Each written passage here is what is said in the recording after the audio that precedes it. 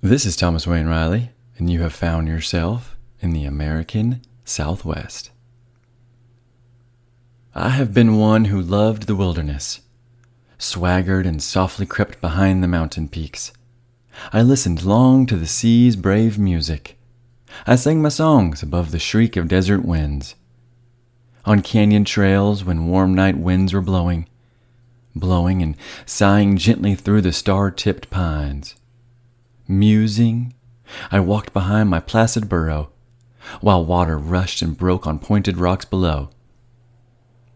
I have known a green sea's heaving. I have loved red rocks and twisted trees and cloudless turquoise skies. Slow, sunny clouds and red sand blowing. I have felt the rain and slept behind the waterfall. In cool, sweet grasses I have lain and heard the ghostly murmur of regretful winds in aspen glades, where rustling silver leaves whisper wild sorrows to the green-gold solitudes. I have watched the shadowed clouds pile high. Singing I rode to meet the splendid, shouting storm, and fought its fury till the hidden sun foundered in darkness, and the lightning heard my song. Say that I starved, that I was lost and weary, that I was burned and blinded by the desert sun, footsore, thirsty, sick with strange diseases, lonely and wet and cold, but that I kept my dream. Always I shall be one who loves the wilderness, swaggers and softly creeps between the mountain peaks. I shall listen long to the sea's brave music. I shall sing my song above the shriek of desert winds. Wilderness Song by Everett Ruess. Everett Ruess, you may ask. Am I supposed to know who that person is? Is he more than just a writer of poetry?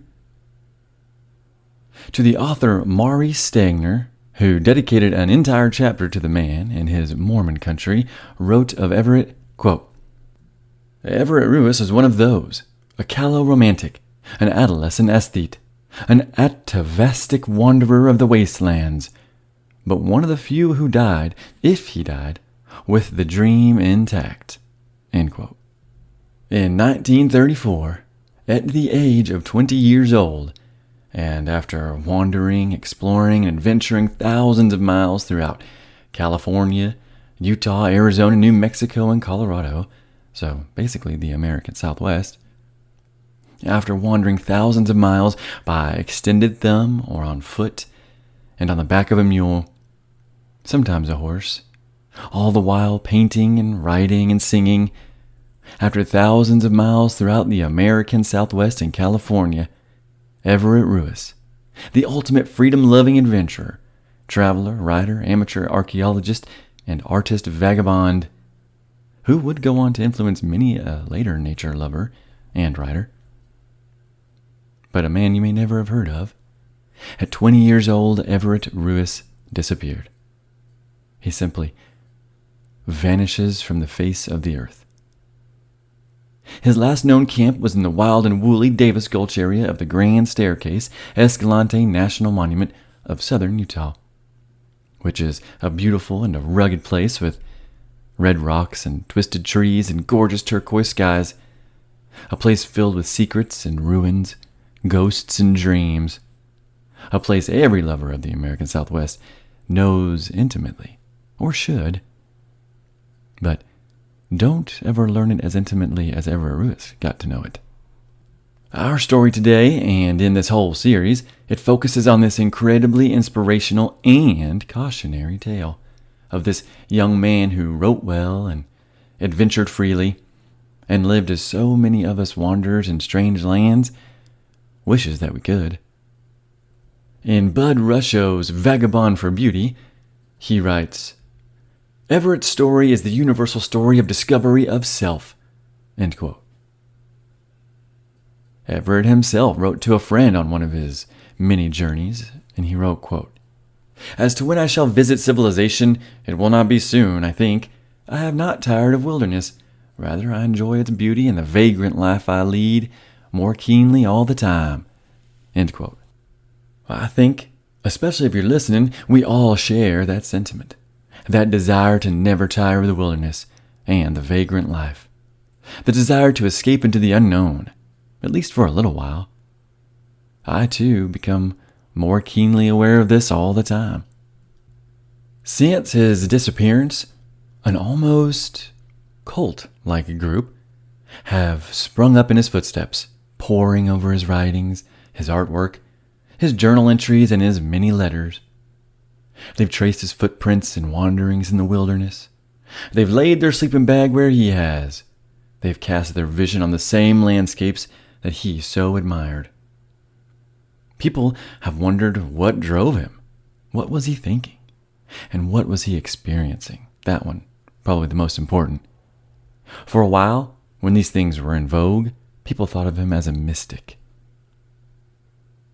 Someone who knew him in 1931 briefly, and whom I will talk about a little later, a man named Pat Jenks, said of him, quote, "Ruess was the most sensitive, the most intuitive person I have ever known. He could certainly see intrinsic and unspeakable beauty to a degree that could not always be put into words. But I can't say whether or not he was a mystic." End quote. Authors such as the oft quoted and read by yours truly, the late David Roberts, he has even searched for the writer and possible mystic's remains, as we will learn about in the 3rd episode of this series. And in this series, I will quote extensively from Ruess's own fantastic and beautifully descriptive writings, as well as from some articles, and especially from 2 books, one of them being David Roberts' Finding Everett Ruess, and the other is W.L., or Bud Rushow's Everett Ruess, A Vagabond for Beauty. But there are other famous authors of the American Southwest that do mention him, like the great Edward Abbey. I will also quote from him. The author of Into the Wild, John Krakauer, learned of Everett Ruess from David Roberts, while Krakauer was writing his book about Chris McCandless. And if you don't recognize that name, he is the man who shared a similar fate with Everett. Except Chris McCandless's emaciated remains were eventually found in that famous bus in Alaska, while Everett's are still out there. They're still out there somewhere in that place, named after one of the stars of my last series, Escalante. I'll outline some of the adventures and misadventures of Everett, the time period he was exploring in, and the people he met. And obviously I'll detail the landscape since I have seen it, and explored it, and misadventured in it myself. Except I'm still here to tell my tales. And tell my tales I will do.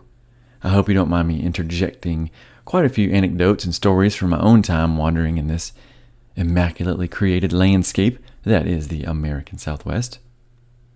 Maybe I'll influence some of you to visit, or help you reminisce the times you already have. This series is more than a biography of Everett and his mystery. It's also a reflection on the act of adventuring itself, and why we do it despite the danger and the potentiality of death. It'll make you grateful for your friends and your family. It'll make you sad. But most of all, this retelling of Everett's tale will absolutely make you want to tear off into the unknown and explore the American Southwest. If you enjoy hearing about grand vistas, the challenge of adventure, resilience in the face of hardships and loneliness, if you like to listen to descriptions of beauty, and if you like a good mystery, this is the series for you. If you like what you hear and you want to hear more, please leave a 5-star review on the platforms, and most importantly, tell everyone you know about this podcast and how every episode makes you want to explore the American Southwest. Without further ado, The Cult of Everett Ruess.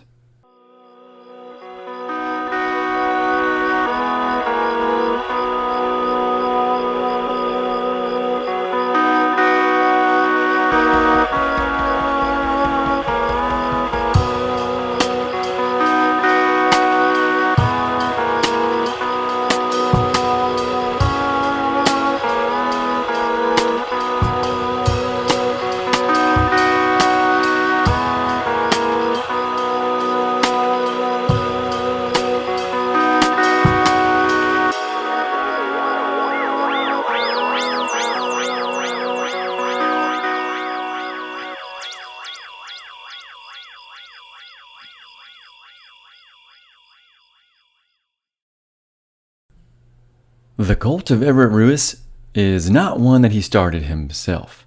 No, this is not that kind of story.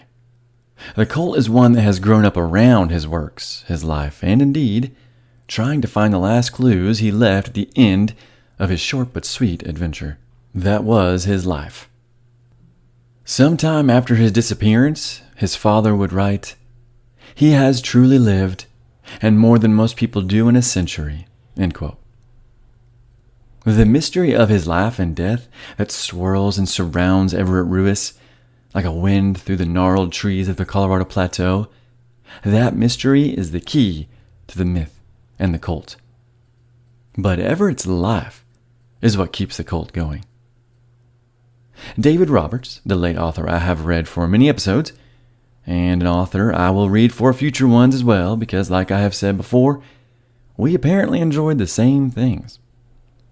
Well, Roberts said of the cult in his Finding Everett Ruess, quote, "The Ruess cult ultimately springs from the young man's ecstatic vision of the wilderness, tied to an insatiable wanderlust that drove him to one solitary challenge and ordeal after another, as he traversed the deserts and canyons of what in the 1930s was the wildest landscape in the United States." End quote. Much like previous episodes, though, when I discussed the distortion and caricature of Pueblo life, and how that defines Pueblo mystique, Everett's story also suffers from Ruess mystique. I mean, even the name Ruess. It is honestly unknown if it was originally pronounced as Roos, like Kevin Roos, or Ruess, which is the way I will pronounce it. I knew nothing of Everett Ruess until I was prompted to pick up a book about him in Moab, and I am so grateful that this woman pointed it out. Despite having read his name in books by Edward Abbey and a couple others, me, Thomas Wayne Riley, the host, the speaker of all things Southwest, the non-historian history writer and non-practicing archaeologist speaker on archaeology, I, who have explored more of the Southwest than anyone I personally know, if I didn't know the cult of Everett Ruess, is it really all that mystified? How big can the cult be? Is the Ruess mystique as veiled and hidden behind half-truths and legends and falsehoods as is Pueblo mystique? Well, the more I read about him and his story and the cult, the more I thought, actually, no. I think Everett's life and story is exceptionally interesting, and I believe if he had continued to live, he would have served even more as an inspiration to those who learn about him or come into contact with him. His writing is beautiful, and his art is gorgeous, especially for his age. His adventures, though, that is what lies at the heart of the mystique, and they are glorious adventures. The brightest stars burn the fastest. Maybe part of his inexplicable life can be blamed on the fact that he was born in the beautiful but strange place of California. Oakland, to be exact.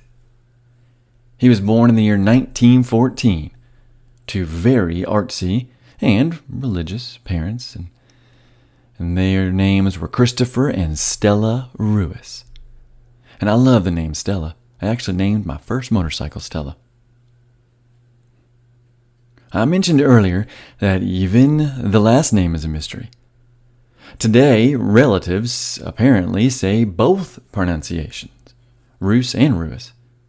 It's probable, and this can attest to the artsiness of Stella, but it's probably pronounced Roos, but because she wanted to be prettier, she pronounced it Ruess. Everett also had an older brother named Waldo. From the very beginning, Everett and the Ruesses were deeply pursuant of art. They made poetry, Stella taught the boys to paint watercolor, and they even had a family motto that went, quote, "Glorify the hour."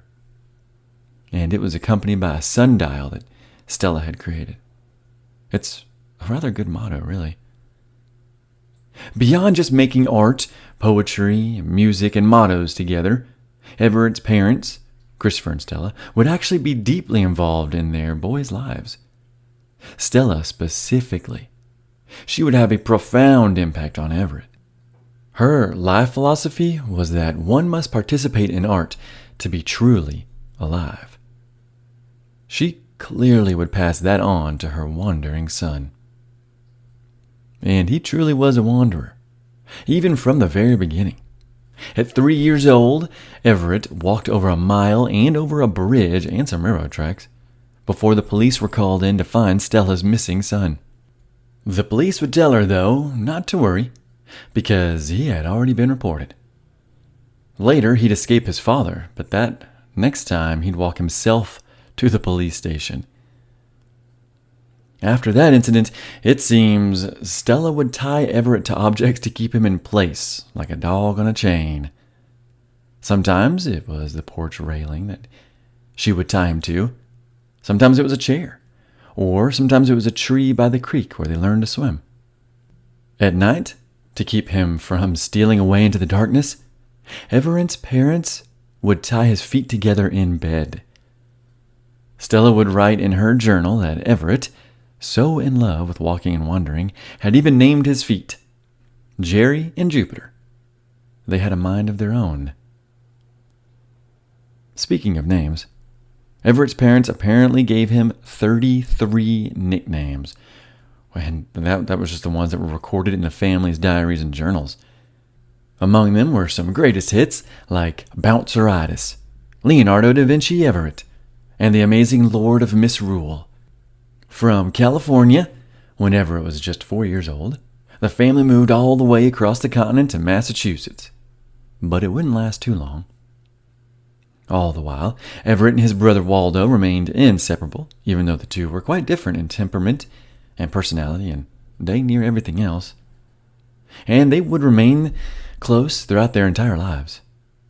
During one of Everett's journeys, he'd write to Waldo, who he hadn't heard from in a while, and say, quote, "Whenever I think of you, I feel glad to have a brother like you."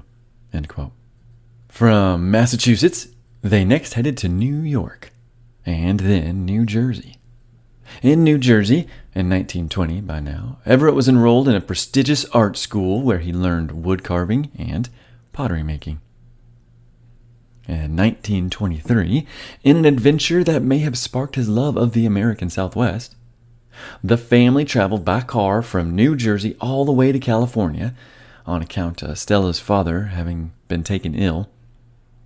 On this massive trip, they visited the Grand Canyon and the Sierra Nevadas, two places he would return to quite a few times.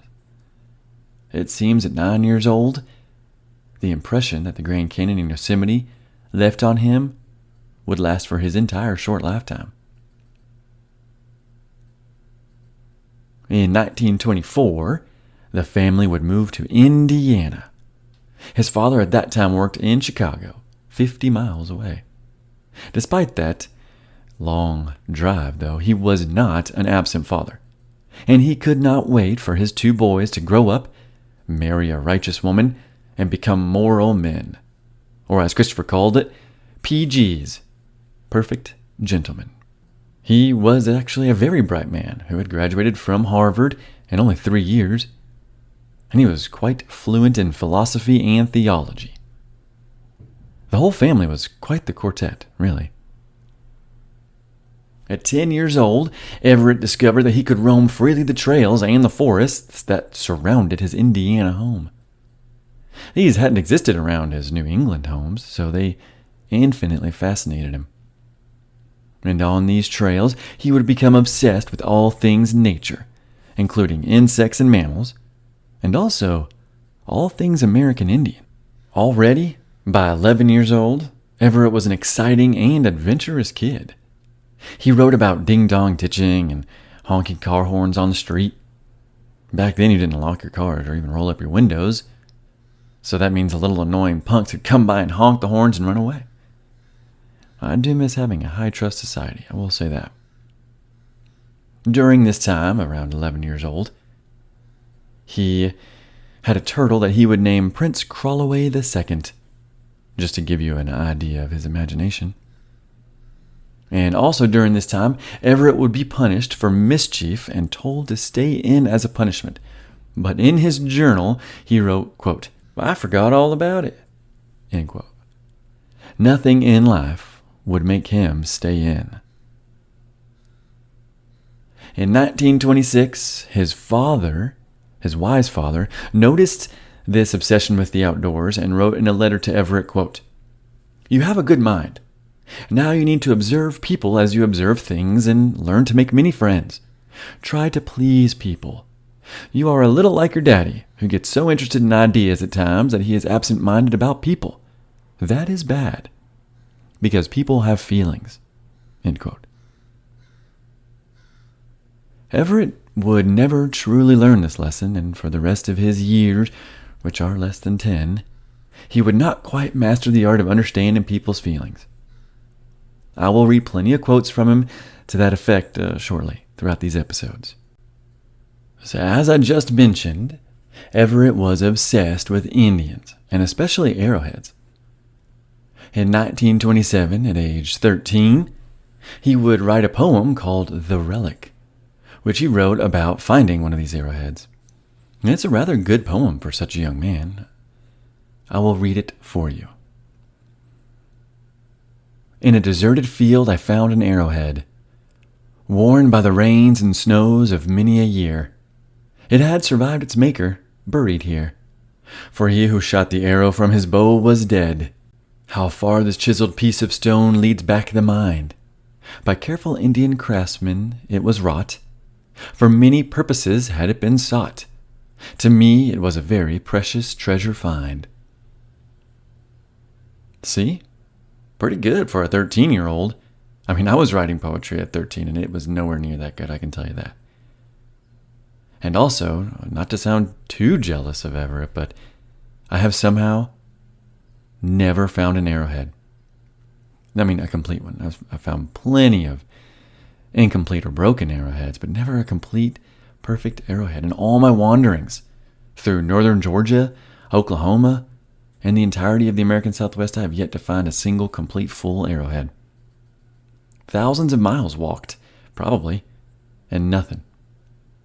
Plenty of other amazing and awe-inspiring finds, I will say that. And more potsherds that I left in place, of course, than I can imagine. But those arrowheads, they escape me. Although I do have a hookup, I think I can get lucky one of these days. Another piece from this time period that is extremely interesting and rather prescient was a short story he titled Vultures. And again, like the poem, is pretty good for a 13-year-old.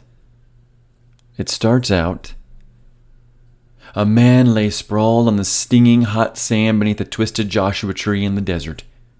Its crooked shade made a fantastic pattern and fell in sultry stripes across his weary body. The shadow moved, and with a tired lurch, the man moved his head into a band of shade." Then the third paragraph is as follows. "The man was an artist. He had come here to die, or to recover his lost ambitions. His sensitive eyes roved over the unreal landscape, the barren wastes of sand, the desert cliffs, the bleak bent cactus trees darkly outlined against the moon, over which there passed a ghostly wraith of cloud. But the artist's soul was dead within him. The weird beauty was not reflected in his face, stoical and hopeless. You see, the artist is searching for some enlightenment in the end here, an epiphany of sorts. And he does find it. The story continues. Though he had not found the inspiration he sought, the desire to live was suddenly reawakened. Tortured flesh complained insistently and would not be denied. In sudden frenzy he turned about and began in tottering haste to retrace his way. But it is too late for our wanderer here. He is out of water, and it is now day 3. He has nowhere to go but up a butte which he crawls on to die. He then witnesses a huge rainstorm erupt across the landscape everywhere except for on him, of course. The story continues. The rain passed, leaving the desert glorious and cool. As the vultures poised in the air and came to tear him to pieces, he looked toward the horizon. All that was left on his anguish now vanished, and a light shone in his eyes, as he saw the dying sun flood the wastelands with splendor. The last thing he saw was the burnished bronze of a vulture's wings, glinting in the sunlight as it snatched his eyes out. He did not feel the pain.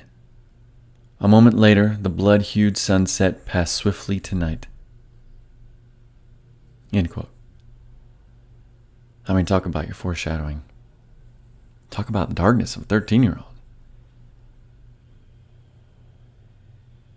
I mean, just his sensitive eyes roved over the unreal landscape, the barren wastes of sand, the desert cliffs, the bleak, bent cactus trees darkly outlined against the moon over which passed a ghostly wraith of cloud.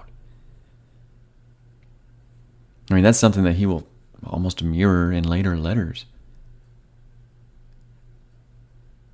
In 1928, the family would move yet again, this time to Los Angeles. It's not a move I suggest for any of my listeners, but at that time, I imagine the city was an immensely different place. Well, you know what? I bet it wasn't immensely different. It probably wasn't all that different than it is today, just less people.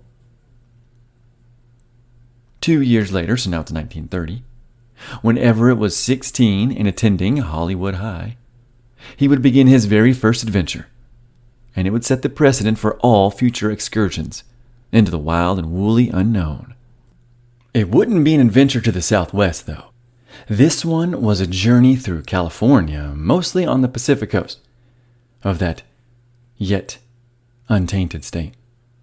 He had decided he was going to hitchhike up the Pacific Coast Highway from Los Angeles to Carmel, which is just south of Monterey Bay, which is the place that the Padres of Escalante and Dominguez never made it to. Monterey Bay is also just south of San Francisco. Rusho wrote of the purpose of Everett's journeys, beyond just seeing the landscape at least. When Everett Ruess headed into the mountains or out into the desert, he did so with two overall objectives. First, he wanted to absorb impressions, to experience, even to revel in natural scenes.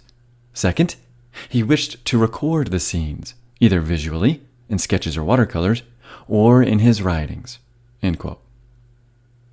So, off Everett goes to see and absorb and record. While still a student and only 16, off he goes hitchhiking up the Cali coast, 40 years at least, before this would become popular among a certain long-haired group of people, addicts. When he reaches the city of Carmel, the first thing he does is walk straight up to the studio of the, at the time, famous photographer, Everett Ruess. He knocks on the door with no shame and introduces himself to the legend. Now, I was not sure who Everett Ruess was prior to reading about Everett, so naturally, I had to look him up. What I found were a bevy of beautiful black and white photographs. Many of them were close-ups of seashells and even bell peppers, but absolutely beautiful and striking photographs. Leaves, pomegranates, twisted trees, nude women, incredible landscapes of sand dunes and the desert. They're beautiful photos. I don't blame the young Everett for tracking down their creator, even if by some rather unconventional means. Weston, though, would invite him to dinners and invite him even to stay in their garage. And all the while, Everett would play with his sons, so it all worked out for him in the end, it seems. Clearly, this excursion was a warm-up for his later ones. He was only 16 after all. Sure, that meant a bit more before the infantilization of our young adults that has destroyed or at least hampered adulthood for us now, but still. He was in high school, and he still depended highly on his parents. And he would depend on them for everything from books to food to money, right up until his final excursion, really. From the ocean, he'd write to his parents, "I slept in the middle of a pocket in the sand dunes, building my fire just at dusk. And then, in the morning, my blankets were very wet with fog and dew." End quote. While in Carmel, Everett worked as a caddy at a golf course to make some money for food, but after 3 weeks, he hitchhiked up into Big Sur, which I read in Robert's book was not very heavily traveled back then in the 1920s. What I wouldn't give to be exploring these lands, as they were at least back then, right? Wouldn't we all? I think I've said that in like every podcast episode I've done so far. Man, what it would have been like to be back then. And you can't help but think that people in the future will look back and say, oh, I wish I could have seen this back then. While he was up there, though, he continued to work odd jobs, sleep on the beach, hike the hills and forests, sleep among the pines, and paint many a scene using watercolors. Here's another scene he eloquently spells out for his parents and brother in a letter. So I slid and slipped and tumbled down the mountain till came to a valley at the bottom, through which a small stream meandered. At the beach there were large quantities of driftwood, probably from some wreck. I ate my lunch perched on the arch of a small cave, under which the sea came splashing in. Below me were many brown seaweeds, waving their strands with every motion of the sea, and writhing like octopi. End quote. But something was stirring in him. This just wasn't wild enough. He needed more. So he hitchhiked east, towards Yosemite. Maybe he was remembering that trip from 7 years prior. Maybe it had awakened in him a desire to visit. August 5th. Dear family, yesterday night at sunset, I arrived in Yosemite. The valley hardly seemed real at first. End quote. Once at Yosemite, he would hike a lot. He would also get the chance to listen to the bagpipes that were being played by a Scotchman, as he called them. He didn't like their sound very much. He'd noticed the deer were as tame as dogs, and he'd comment that he better not let the bears find his bacon. He'd also hiked to many beautiful sounding lakes and the high Sierras that were topped with patches of snow, even in August. At one point, Everett met 2 other people that were visiting the park, and they'd straight up, well, let him tell you, it's crazy and dangerous, but yeah, I don't think you get away with it these days. The 3 of us then took a log and industriously pried away at a large boulder at the edge. It finally slid off, and with a great flurry of sparks from the friction, it crashed down. There was a short silence, and it struck the ground far below, crashing through the brush and over some trees. End quote. I mean, it does sound like a lot of fun. I do not recommend rolling and crashing large boulders off high cliffs in any mountains anywhere, lest somebody below meets a pancake fate. I couldn't imagine getting caught doing that today.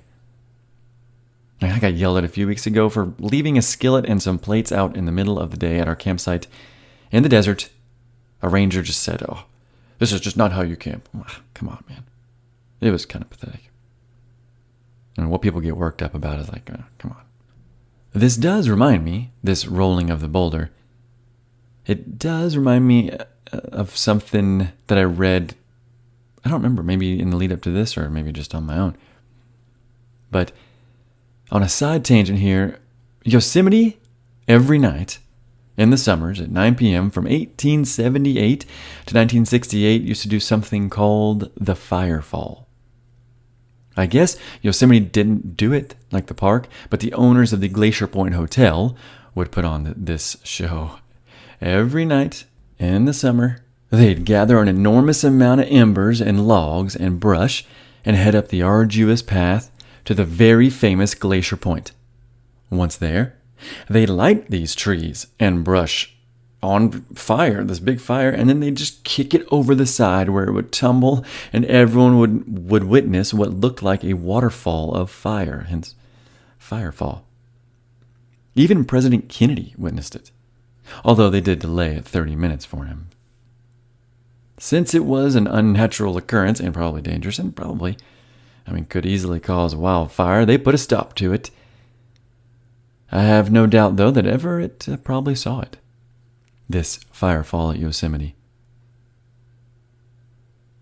One of the nights while he was there, he'd excitedly set up camp, but it would prove to be a disastrous night's sleep. And I can absolutely feel for his anguish during this night's sleep, too. Here's what he wrote of the experience. At first, it was so hot that my blankets were covered with sweat, but I had to swathe my face in a towel to keep out a few of the millions of mosquitoes. Burrs got stuck to my blankets. After a fitful night's sleep, I woke up in the hot sunshine and found that thousands of ants were swarming through my pack. End quote. Like I said, I can attest to how mosquitoes can ruin a night of sleep. During my very first solo trip westward, almost a decade ago, my goodness, in 2014, on my first night, I slept at Bottomless Lakes State Park east of Roswell in New Mexico. I had no tent because I just wanted to sleep in the bed of my truck under the endless stars, the many planets, and the bright band of the Milky Way. I wanted to enjoy the breezes in the air and being in the Wild West. But as soon as the beautifully violent tornado-spawning thunderstorm that night and its strong winds and endless lightning, once that blew away and left the scene, heading east towards the Panhandle and the Llano Estacado, once the beautiful storm had passed, a massive swarm of millions of mosquitoes descended upon me with infinite zest and zeal. I mean, my goodness, it was the most miserable night of sleep. Still, probably to this day, I had the same problem. I was pouring sweat in my sleeping bag, which kept the pests away, and then I'd have to get air and dry my face, but they'd return again with vengeance, buzzing in my ear and seriously just landing immediately on my face as soon as I would wipe away. And then repeat. Cover up, sweat, let the air in, over and over, repeat until eventually I just slept in the captain's chair of the truck. But only for a few hours. It was miserable. And as for ants, I once woke from a nap in a field on the outskirts of the jungles of Belize with a line of fire ants going across my stomach.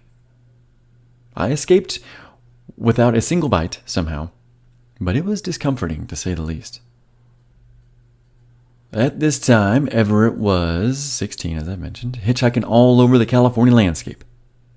He'd disappear at only 20 years old, but in his young life, it's curious that he never learned how to drive, because he had to rely on his thumb and his friends and family, or his feet, and, many, many mounts that he will cycle through. I suppose that's part of his charm, though. He traveled so extensively and so thoroughly without a vehicle. I mean, maybe that does help explain how he was able to be so free. Regardless, I'm never giving up my truck. At Yosemite, he'd hang out with the many other tourists, which were already there, even in 1930. He'd also get into serious shape through all this hiking he was doing. He'd find arrowheads made of obsidian. He'd pocket them, naturally. Of the time he spent there, he said, quote, "I sleep quite well on the ground here and don't mind it at all. I could very happily keep up this life indefinitely if I had the money." End quote. You and me both, brother. You and me both. By the third week of August, he had worn down the soles of his shoes to quote-unquote paper. His socks were full of holes. His blankets were too heavy, but he couldn't afford a $15 sleeping bag. Life as a vagabond was tough work. The entire time he continued to meet people, though, in Yosemite, despite his love of the lonesome trail. He met Okies, insurance salesmen from L.A., Australians, and even homesteaders living off the land after the onset of the Great Depression. While there in Yosemite, he'd write, quote, "It seems that my ambitions are always to be allied with the A's: artist, author, archaeologist, and adventurer. Lately, the arrowheads have preceded the art, but I expect to get back to sketching quickly." End quote. On this verse journey, he would learn the valuable lesson of having a light load. At this time, his pack weighed 50 pounds, and it oftentimes cut off the circulation to his arms and fingers, so much so that he couldn't tie his shoes or even unbuckle his pack. Another lesson that he learns in Yosemite, although he doesn't get to actually act it out, but another lesson that he learns is that you can rent a burro for $1.50 a day, or buy one outright for $15. And those guys can haul. And they're smarter than horses. Well, maybe not smarter, but they're less prone to suicidal flailings. Eventually, though, he did have to return home to his parents and to finish high school.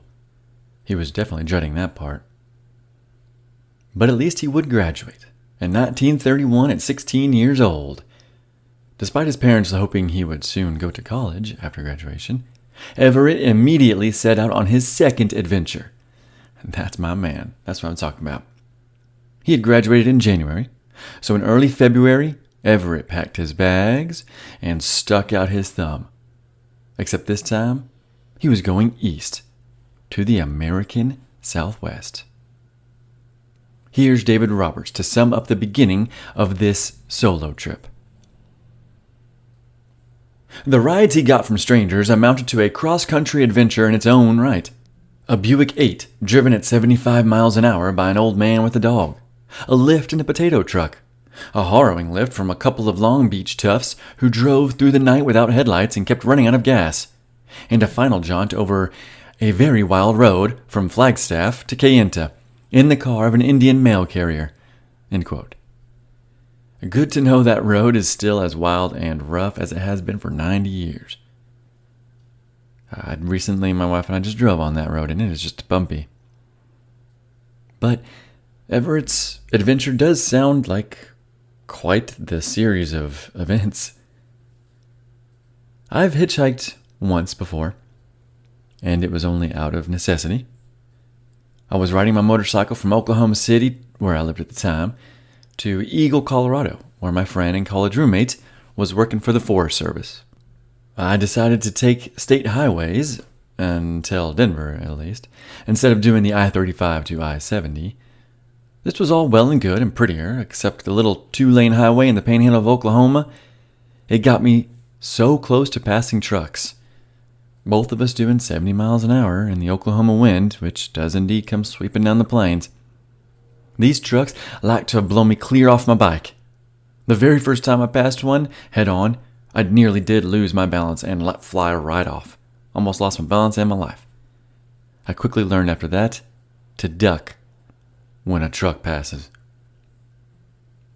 After crossing over into Colorado from Boise City, the bustling town of Boise City, I saw a small little rainburst of a storm straight ahead, miles away. But I figured I'd intercept it if the road didn't turn, which it didn't. It was June and it was over 100 degrees, so I relished the idea of a cool, wet ride before the blow-dryer air sapped the moisture right off me again. So I unzipped my leather and welcomed the air and rain, only for me to drive into a swarm of bees, which stung me at least 6 times. Some of them in my armpits, on my chest. At the next gas station, I screeched to a halt, leapt off my bike, and tore off my jacket, all the while swearing and jumping and stomping on bees. I got me some ice cream from inside to make me feel a little better. And I thanked my lucky stars I wasn't allergic to bees. And then I got back on my bike and kept driving. What I did not do was fill up. I then drove north towards I-70, getting about 50 miles or so before realizing I needed gas. And I would have if it hadn't been for those pesky bees. So, a lot of motorcycles don't have gas gauges on the tank. You just have an internal one. And mine was flashing empty behind my eyelids. So I approached the town of Mustang, which was coming up. And I was like, yes, that's good. But no gas. No nothing except a trailer for the USPS. That was it. Kit Carson was the next town. And surely that would have some gas, but nope. And then it happened. And I sputtered to a stop on the side of the highway. I left my jacket on my bike, but carried my helmet as if to say, hey, I am hitchhiking. I'm the guy that left the bike back there. Again, it was over 100. As I set out towards the next town, which I would learn was 26 miles away, I was hot and I was thirsty and a little embarrassed. And my thumb was out. I didn't actually walk very long, because thankfully a trucker in a little box truck pulled over and picked me up, and I was thankful, and all he said was, "Can I borrow your cell phone?" I was surprised I still had service out there. I think it was a Razor or something. I said sure and handed it over. And then he spoke on it to his Jamaican buddies the entire time until he dropped me off at the gas station. He thanked me, and then he handed back the phone, and off he was. He was gone. I was like, well, that was easy. Didn't even have to talk. The ride back was actually even easier. A sheriff deputy from North Dakota or Montana or somewhere, maybe Wyoming, I can't remember. He picked me up and took me to my bike, and that was it. I think I got pretty lucky. Everett, too, would get lucky. pretty much every time he stuck out his thumb. The day before Valentine's Day, February 13th of that year, 1931, Everett, after those harrowing and interesting but ultimately fun-sounding hitchhiking adventures, he was ready to begin the next leg of his journey. And that would be in Kayenta, Arizona. That place today, Kayenta, is near the heart of Navajo Nation. Just like it was back then, I suppose. I only ever drive through Kayenta, though. I love Agathla Peak, which sits just outside of town as you head towards Monument Valley. I've pulled over and taken many a picture of the volcanic relic. On a later adventure, Everett would even paint it. He'd also say of it, quote, "The longer I know it, the more I like it. If I were wealthy, I'd build a castle like it." End quote. A picture of Agathla Peak will be at the site for this page, or at the site for this episode. Everett's first goal was to purchase a burro, which he had realized in Yosemite were the much easier and smarter way of getting around than just on your feet, with a heavy pack. But first he had a few illusions about Native Americans shattered. He was quite surprised at how poor the Navajo were at the time, and remarked that the average family lived on $13.40 a year. He also thought that the Navajo were dishonest and prone to thieving. Although that view would change with time, except the thieving part. Apparently the entire time he was out there, a game that the Navajos would play would be to distract him and then take his stuff and then laugh when they got caught, but I don't know. While he was staying in Kayenta, he was using a Navajo hogan, although how he was able to snag that is unknown since they aren't meant to be shared with outsiders, and sometimes aren't ever meant to be used again if someone dies in them. Also there, he bought a burro, finally, for only $6, which was much less than the $15 at Yosemite. He named the burro Everett, and he himself would change his name. He would name the burro after himself, and he would change his name. I would say he did this for some strange reason, but he was a 16-year-old, and he had quite the imagination. And he spent a lot of time outdoors alone. So he had plenty of time to think and reflect on all that he had studied and read, and he loved to read. So it is here when Everett Ruess uses his imagination to create his first of at least 3 pseudonyms. He chooses out of the blue to begin calling himself and signing his letters as Lan Ramyo. As if Everett Ruess wasn't already a strange enough name, Lan Ramyo was the one that he chose. To help explain the significance of this name to y'all, I will just quote from Roberts because he does a good job. As others have pointed out, Lane is French for the donkey. It also has, as a second meaning, the ass or the idiot, suggesting a self-deprecatory joke on Everett's part. Ramyo may have been a nod to the 18th century composer Jean-Philippe Ramyo, for since childhood Everett has been passionate about classical music. End quote. That passion for classical music and all music will only get stronger, but apparently for Everett, his family and his friends were not sure of what to make of this second name, which he wrote to them insisting on them using, and not his given name like in their letters. It's possible that the discomfort he had in using his own name was the first of quite a few hints of Everett's more melancholic and sad side, as some have suggested. But I think it may have just been mere fun, and when he was out in the wilderness, where he truly felt alive and free and happy, he felt like a different person. I think he hadn't quite squared up the boy that sits in school and at home with his parents, who have always been a very important part of his life.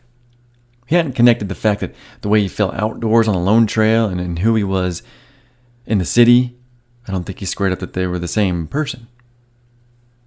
That being said, he does indeed become quite the brooding and melancholic young man sometimes, as all young men do, for however brief a time. In a letter to a good friend, a friend who will pop up a lot in the series, this friend's name being Bill Jacobs, well, in a letter to Bill, he wrote, quote, "As to my pen name, Although it is really a brush name, I am still in turmoil, but I think that I will heroically stand firm in the face of all misunderstandings and mispronunciations. I'll simply have to lead a dual existence. The name is Lan Remyo, and the friend who helped me select it thought it was quite euphonic and distinctive. Personally, I felt that anything was better than Ruess. End quote. I don't know how many nicknames and pen names I gave myself when I was younger and writing horrible poetry and bad James Bond plots, short stories. And I also couldn't stand my last name, and I knew it was phony and adopted. I mean, now I don't mind it at all, and my wife likes it, so that's what matters, really. I only say all of this because sometimes the cult can confuse and create like secret meanings with Everett, just being a kid. I mean, a very intelligent and imaginative kid. But still just a kid. As to his first weeks in Arizona in February of 1931, he claimed the weather had been quote-unquote atrocious, with wind and rain, snow, hail, ice, and heavy lead-colored clouds. He is on the Colorado Plateau in the winter, after all. If you'll recall the weather the Padres had in October just to the west of this spot, then you'll understand. I've been to this area in December, January, March, and April, and I've seen it all. I mean, it's still always beautiful. And to Everett, he wrote to his family that, quote, "The territory, however, is all that I hoped it would be," end quote. Everett didn't let this weather stop him from being excited at the prospect of exploring the Four Corners and the American Southwest. And much like the reasons I began going out west myself, he was there to explore and search the Anasazi ruins. His fascination with all things Indian hadn't wavered. It had, as it always does with those who catch the bug, but it had probably only strengthened. In Kayenta, he even got to trade one of his watercolors for an Anasazi bowl.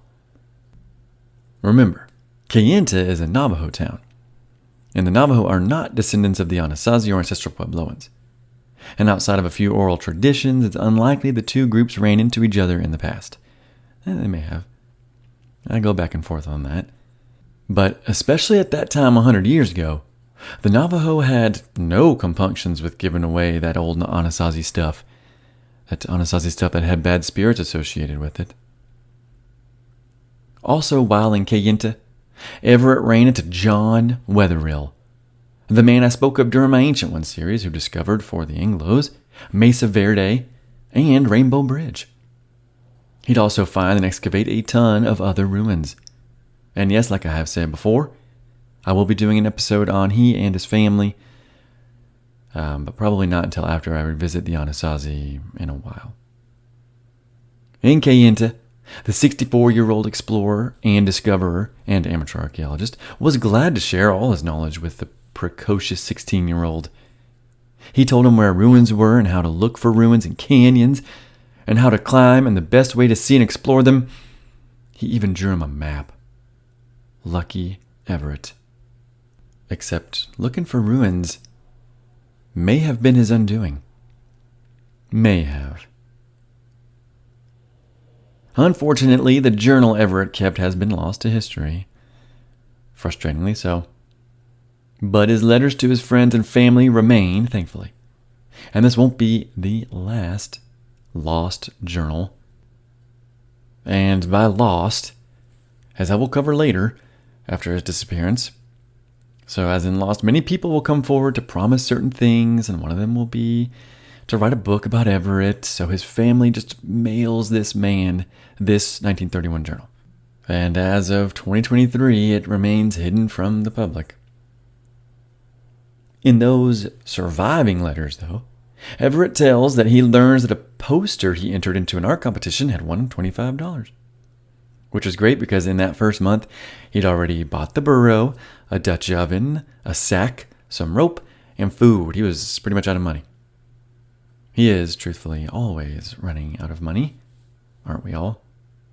He also wrote that since he couldn't buy bread in Navajo land, he had perfected making, quote, squaw bread, cornbread, and biscuits in my Dutch oven, Yesterday, the biscuits were perfect. End quote.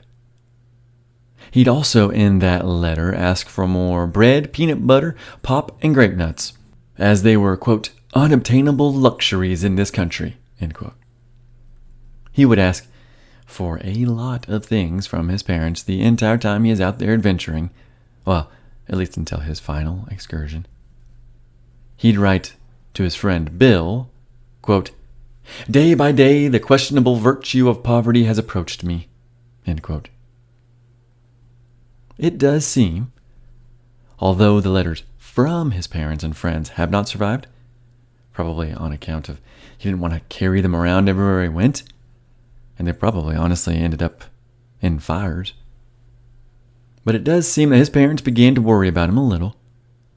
I say that because in one letter he wrote, quote, as for hunting for me with Dorinda, which was their family car, I don't believe you could get the car here.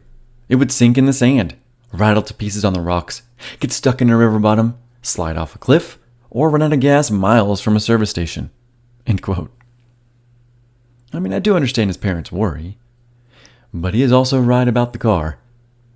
Even with my high-clearance four-wheel drive truck, the landscape off the paved roads in the American Southwest can be demanding on a vehicle. And it was probably even worse back then. Just this July, I punctured a tire in the Chiricahua Mountains of southeast Arizona. If it weren't for amazingly kind and helpful locals, it would have been a day ruiner. And not just a tire killer. With Everett, though, it's hard not to think of him as like just a little selfish with the letters when he's asking for things and for money. Roberts writes about this point when he said, quote, Everett's vagabondage during a time of such widespread poverty, combined with his material dependence on his parents, hints at a streak of self-indulgence fueled by a sense of entitlement. End quote. This was, after all, the Great Depression, a time when wages were reduced, workers were laid off, investments ceased, people were hungry, homeless, penniless. Everett was lucky his family had steady income enough to send him what he asked for and more, every time he asked. Apparently Everett and Waldo would even quarrel over this matter, and in a long letter to Waldo, Everett would call him a cop-out and say that his work was totally unnecessary. At this time, Waldo was working for the Fleischmann's Yeast Company. And as a husband who loves my wife's homemade bread, which she bakes using that same yeast company, I would argue that Waldo's work was actually necessary. Necessary then just as it would be now. Everett wrote to his brother, quote, I feel that you are worthy of a better position than the present one. The idea put forward by some that all necessary work is honorable and beautiful because it must be done means nothing to me. As far as I am concerned, your work is quite unnecessary, since I can keep very healthy without Fleischmann's yeast. I myself would sooner walk a whole day behind the burro than spend 2 hours on the streetcar. End quote.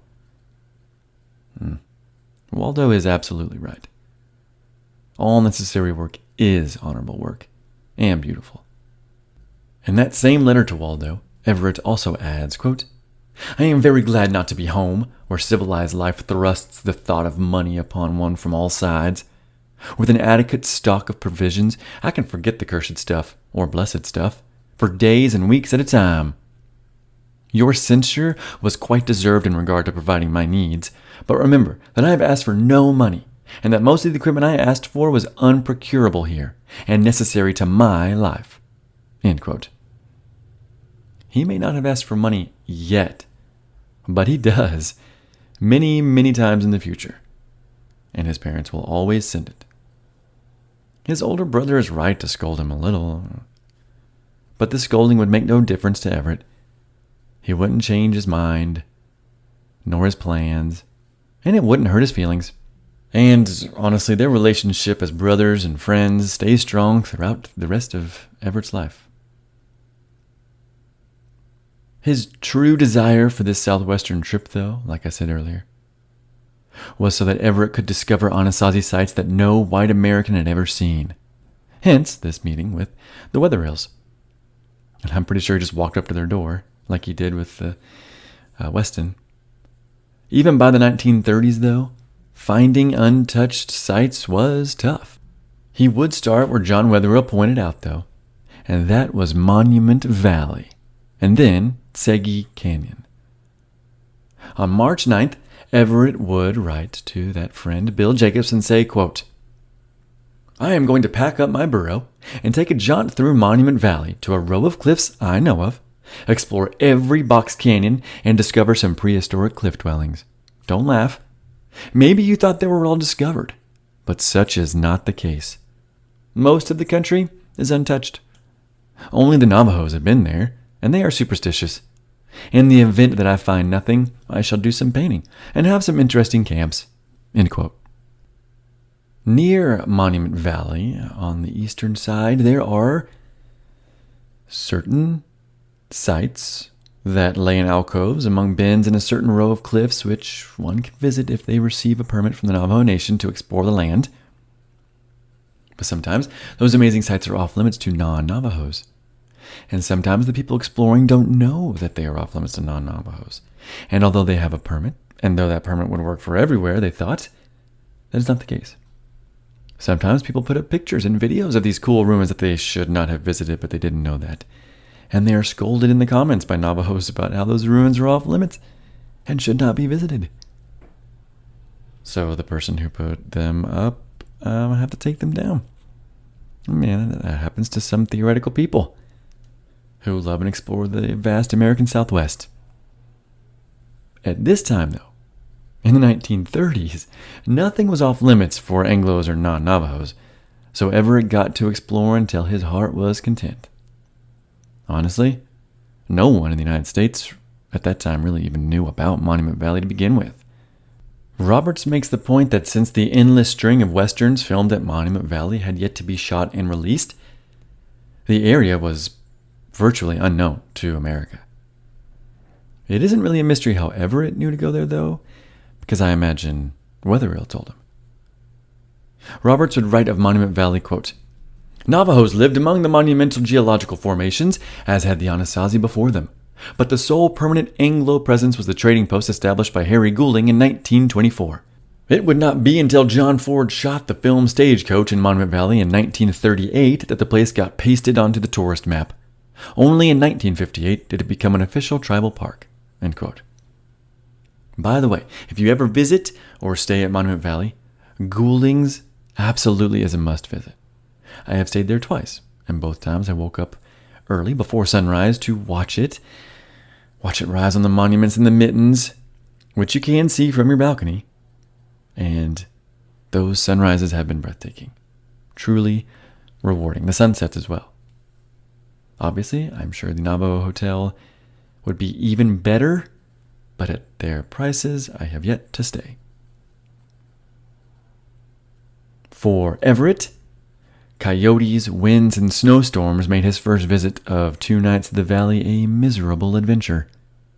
He even called it a, quote, "gloomy, sunless place," end quote. Oh, how rude.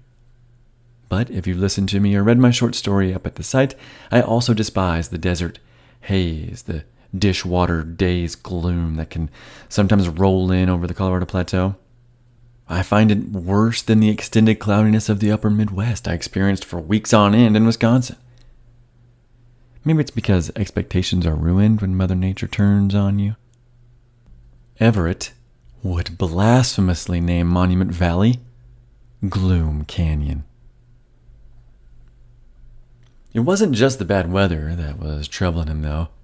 On top of the gloominess, his burro was acting up and being stubborn. At one point, Everett, the burro, not Everett the boy, but Everett the burro refused to go with the pack on him, and he just sat in the middle of the path. Plus, the water hole he was hoping for was dry, and then the next one was filthy and covered with scum. And the coyotes yipping and howling kept him awake all night. His watercolors were turning to ice, which made it obviously impossible to paint. And to top it all off, quote, "all the ruins I saw had been investigated before," end quote. To epitomize his troubles, here's a quote from the boy himself. "After sunset, I kept going, trying to reach an old Navajo hogan, of which I knew. Finally, I tied the burro to a tree and floundered around in the darkness and sand hills until I found the hogan. Then I couldn't find the burro. Then I couldn't find the hogan. After locating Everett, after 2 more searches for each, I made camp with the burro. A flying spark burnt a hole in my pack sack. My knife got lost somehow. End quote. Without the tough times, there would be no fun times. And later Everett would pretty much write that exact same thing. The boy, not the donkey. Later he would talk much more lovingly about the area when he would write, quote, "This country suits me nearly to perfection." End quote. Amen, brother. And then to add a further amen, quote, "The only things I miss are a loyal friend to share my delights and miseries, and good music." End quote. Seriously, Everett and I would have been best friends. That is also why I am so glad my wife loves sharing my adventures with me. I mean, she's not quite as daring or hardy on the trail as I am, but one day. This whole time, while Everett is wandering around Monument Valley and Kayenta, he constantly meets Navajos. Some sit on their horses and watch him as he cleans his pack of crushed watercolors. Some of them stop and talk to him. Some of them teach him some words. Some of them invite them into their hogan for a sing and some grub. Some of them tell him stories. Some of the Navajos steal his things and laugh when they get caught. I mean, it's pretty awesome. And it's important to remember later when he goes missing. Obviously, these Navajos, the residents of this land, would have seen him, certainly. On March 28th, 1931, for his 17th birthday, Everett had a feast of food that his parents had mailed him. He then set off for the Tsegi Canyon system in northern Arizona. And the place, the Tsegi, which is Navajo for canyon. The Tsegi Canyon, or Canyon system, houses the Navajo National Monument, and in that monument are the amazing ruins of Betatakin and Kiet Seal, among quite a few others. A lot more, actually. It's an incredibly interesting and beautiful place, which I have talked about in other episodes when I was talking about the Anasazi and their migration. The canyon features 600-foot deep sandstone, quote-unquote, lordly canyons, with massive alcoves filled with an impressive ruins, a city almost. It's not even like a pueblo, it's just like a massive city. In reality, though, almost every canyon in the system has Anasazi ruins. Back then, as you can imagine, this place was a veritable true wilderness. It won't be the first time Everett visits the area, but this visit won't be easy on the poor boy. The area was first discovered in 1895 by, John and Richard Wetherill. Roberts writes of this discovery, quote, "The Wetherills spent 2 seasons digging in the ruins, bringing back an immensely rich trove of artifacts, mummies, and skeletons that ultimately found their way to various museums. Betatakin, tucked away in a short side canyon, was first visited by Anglos only in 1909. The party that discovered it included a prominent archaeologist, Byron Cummings, and was guided by John Wetherill, who learned of the ruins' existence from a Navajo living near the mouth of Tsegi. It was natural, then, that John Wetherill would point Everett Ruess to one of the landscapes he most cherished." End quote. Everett would head there in April of that year, 1931, and he camped there for 2 weeks. During his exploration, he found and sent home a shell from the Pacific that may have been part of a necklace, and also part of a human jawbone and complete with teeth that he found amongst the ruins. Man, Nagpra would have a field day with that one. After leaving the Tsegi Canyon system and arriving back in Kayenta, he'd write his friend Bill, and he'd say, quote, "I feel very differently from the boy who left Hollywood 2 months ago." End quote. He'd also say to him, quote, "These days away from the city have been the happiest of my life, I believe. It has all been a beautiful dream, sometimes tranquil, sometimes fantastic, and with enough pain and tragedy to make the delights possible by contrast. But the pain, too, has been unreal. The whole dream has been filled with warm and cool but perfect colors." End quote. We don't ever learn what this unreal pain was, but at least he recognized you gotta have the one to enjoy the other. In that same letter, he also wrote, "Music has been in my heart all the time, and poetry in my thoughts. Alone on the open desert, I have made up and sung songs of wild, poignant rejoicing and transcendent melancholy. The world has seemed more beautiful to me than ever before. I have loved the red rocks, the twisted trees, the red sand blowing in the wind, the low, sunny clouds crossing the sky, the shafts of moonlight on my bed at night. I have been happy in my work, and I have exulted in my play. I have really lived." End quote. Oh, it makes me want to pause recording, pack up, and head there with my companion right now. Shortly after that letter, Everett finds and adopts a much-needed companion. He finds himself a res dog, and he names him Curly. If you haven't been to an American Indian reservation out west, then you haven't gotten to experience the phenomenon of res dogs, although you may have heard of the show. In 2017, on my first 2-week trip out west, and my first truly ambitious one, I drove through, at midnight, the Chusca Mountains in the darkness and the snow, a feat I do not recommend for anyone, especially those without 4-wheel drive. But I arrived at Canyon de Chelly around midnight. As I was setting up my sleeping bag in the freezing air with the full moon floating above, I nearly leapt out my skin after noticing a dog had quietly ambled up behind me and had just sat down and was watching me. He really wanted to sleep in the bed of the truck with me, but I did not want all of his flea companions, so I kindly shooed him away. That night I would hear coyotes and dogs playing or fighting or chasing one another or hares. Since then, I have seen hundreds of the ubiquitous critters scampering about the Navajo and Hopi nations and other nations. Res dogs are everywhere there is a reservation. Everett would write to his brother Waldo about Curly and say this: "He is a little roly-poly puppy with fluffy white hair and blue-brown patches on his head and near his tail. His eyes are blue and his nose is short. I found him last night, lost and squealing for help. When I stroked his fur in the darkness, electric sparks flew off. I haven't yet decided about his name, but may call him Curly, because of his tail. When he is large enough, I am going to train him to go behind the burro, occasionally nipping the donkey's heels, so that we shall be able to go faster." End quote.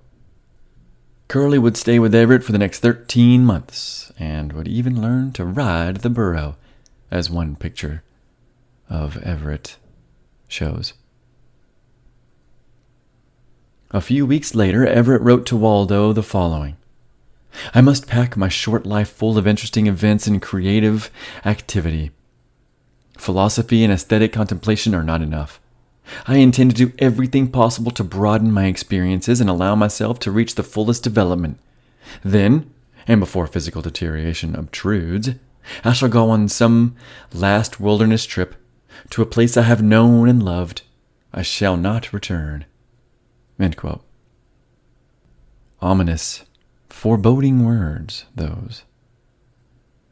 At the end of this letter, he decides he's had enough with the pseudonym he's been using for the last 3 months or so, and he adopts an entirely new one. He tells Waldo in that same letter, quote, "Once again, I have changed my name, this time to Everett Ruess. It is not as euphonious or unusual as Lanramio, but to those who knew me formerly, the name seemed an affectation. Everett Ruess can be spelled, pronounced, and remembered, and is fairly distinctive. I changed the donkey's name to Pegasus." End quote. Everett also admitted to Bill, his friend, that his last pseudonym was a little too Frenchy. From Kayenta, Everett's plans were as follows, and I quote: "After the Grand Canyon, Kaibab, and Zion, I shall go south for the winter, perhaps pausing in Mesa, Arizona, where a friend has relations. After working in the cactus country of southern Arizona, I may go northward through New Mexico, Rocky Mountain Park, and Yellowstone to Glacier. At all events, I intend to spend a year or two in the open, working hard with my art. Then I shall wish for city life again and to see my old friends, if they still exist." End quote. That is one heck of a journey there, Everett. That would have been an unbelievable 1,700 miles to cross, whether he did it on foot or with his newly named Pegasus. Maybe that's why he named the burro Pegasus, in the hopes that with the new name it would also sprout some wings. In this same letter to Waldo, he also lays out the plans for the next few years, a blueprint, if you will. It's interesting enough to read to y'all. "After having lived intensely in the city for a while, it may not be in Hollywood, I feel that I must go to some foreign country. Europe makes no appeal to me as it is too civilized. Possibly some unfrequented place in the South Seas. Australia holds little allure for me now. Alaska is too cold, and Mexico is largely barren, as is most of South America. Ecuador is an interesting place with its snow-capped volcanoes, jungles, and varied topography. As to ways and means, that problem will be solved somehow." He goes on to talk about his plans in art. "It is my intention to accomplish something very definite in art. When I have a large collection of pictures, done as well as I can do them, then I am going to make a damn vicious stab at getting them exhibited and sold. If this fails, I'll give them away to friends and those who might appreciate them." End quote. The best laid plans and all that. Speaking of Mice and Men, that book had not yet even come out. It wouldn't come out until 1937, years after Everett's disappearance. But the phrase in question is from a 1785 poem by the Scot Robert Burns. That phrase goes, "But Mouse, you are not alone. Improving foresight may be vain. The best laid schemes of mice and men go oft awry, and leave us nothing but grief and pain, for promised joy." Rather fitting for our tale of Everett Ruess, really. The last two lines of the poem also work. "And forward, though I cannot see, I guess and fear." So that letter to Waldo was actually full of other stuff, including other ominous words like, quote, "On all sides people are being murdered, run over, are dying, and committing suicide. It may be our turn next." End quote. I believe he was talking about the area of the Southwest, but I'm really not sure. Regardless, "It may be our turn next" is not what you want to hear from your brother in a letter, but it is quite prescient. Everett would leave Kayenta in May and head towards Canyon de Chelly. Like I just said, I have been there and it is amazing. My campsite lay near the rim of the South Canyon, which offers a perfect view of Spider Rock. But I did not know that, despite the name of the campground being Spider Rock Campground. So at sunrise, like the excited golden retriever that I am, I woke up, packed all my stuff, said goodbye to the res dog who had slept near my truck, and sprinted off towards the White House Ruin Trail, which is now frustratingly closed due to vandalism of cars at the trailhead, apparently. Come on, guys. Anyways, despite that amazing hike, one of my top 5, still to this day, actually. The amazing viewpoints are also just fantastic from that storied Canyon de Chelly. The main thing, the thing I was most excited about seeing at Canyon de Chelly was Spider Rock. I never did see that towering spire. I still ain't seen it either. Of Canyon de Chelly, Roberts writes, quote, "Only a month before Everett set out, on April 1st, 1931, President Herbert Hoover had declared Canyon de Chelly a national monument, in celebration of the Anasazi ruins, not of the Navajo presence. The people who lived in the canyon were never consulted about the governmental decree. If Everett was aware that the place had just been made a national monument, he did not mention the fact in his letters. 80 years after Hoover's fiat, Canyon de Chelly remains unique in the national park system. The only park or monument devoted to prehistoric ruins but inhabited solely by Native Americans who endure the uneasy compromise of leading their private lives while tourists tramp and truck ride through their backyards." End quote. They may endure, but they also profit from these truck rides. And maybe the car vandalism is a ruse? No, certainly not. Although I do hope that they open that hike soon.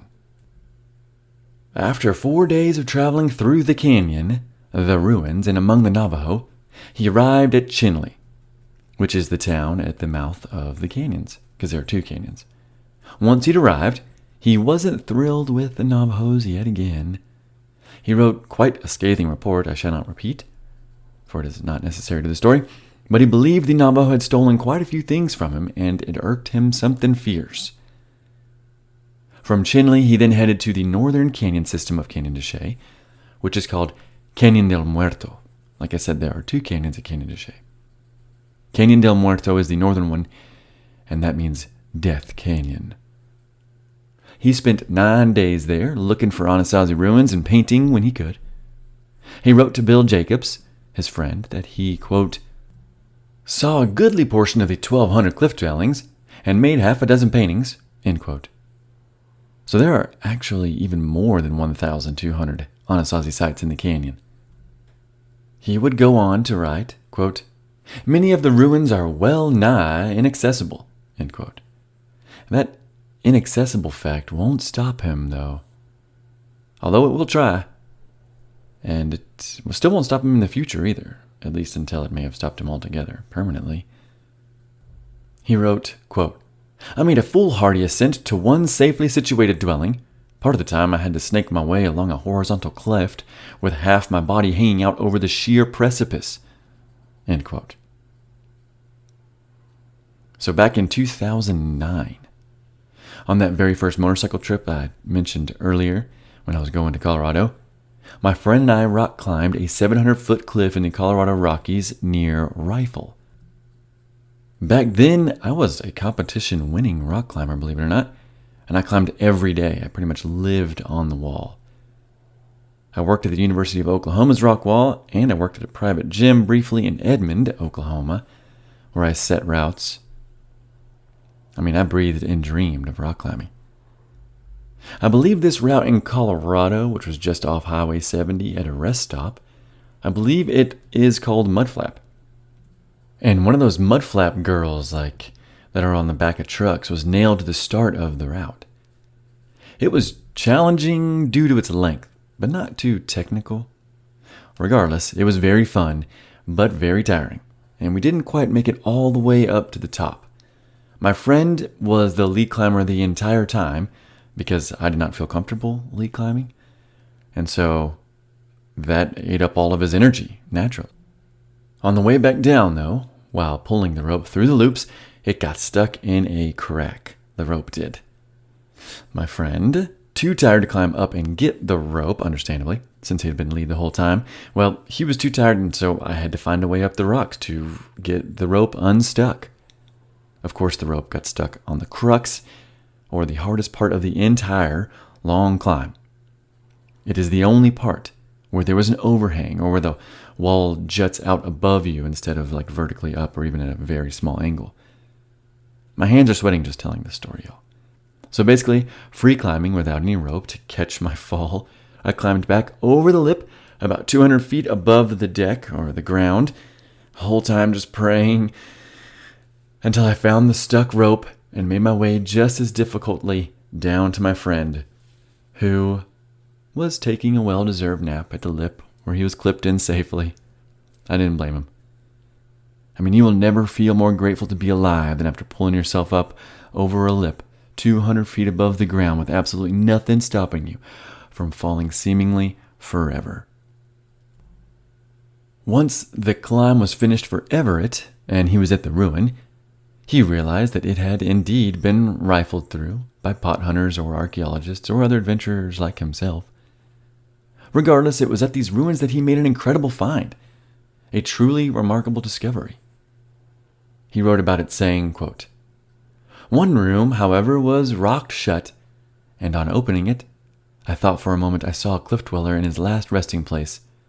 But the blankets, though moldering with age, were factory-made, and a Navajo baby was buried therein.